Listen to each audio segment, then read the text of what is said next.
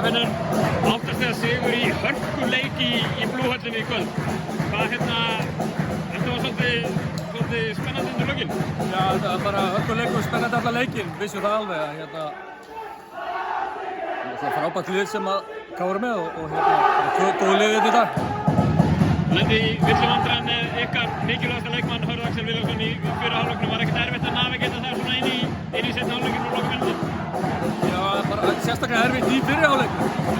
Það er villu snemma og hann setur okkur svolítið út af laginu en aðri menn stigu upp og það er eins og innkomaði að redda í þessu leik og frábært.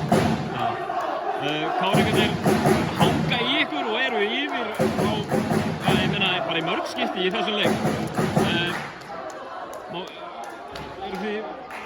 Þeir að koma úr 5 leikja seríu á móti Val, þeir að koma úr fríi í raun og verunni. Hvernig metur þú svona munin á þessu?